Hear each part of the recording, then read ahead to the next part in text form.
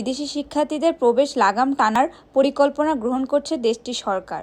প্রতিবেদনের মতে, আবাসন, স্বাস্থ্যসেবা ও অন্যান্য পরিষেবার ওপর চাপ কমানোর চেষ্টা করছে কানাডা সরকার। তারই অংশ হিসেবে বিদেশি শিক্ষার্থীদের সংখ্যা হ্রাস করা হবে। শুক্রবার 24 জানুয়ারি কানাডার অভিবাসন বিষয়ক মন্ত্রণালয় এই বিষয়ে এক বিজ্ঞপ্তি প্রকাশ করে। ওই বিজ্ঞপ্তি অনুযায়ী চলতি বছরে 4,37,000 স্টাডি পারমিট জারি করা হবে, যা 2024 সালের তুলনায় 10% কম। কানাডার সাম্প্রতিক বছরগুলোতে জনসংখ্যা বৃদ্ধির ফলে আবাসন সংকট তীব্র হয়ে উঠছে।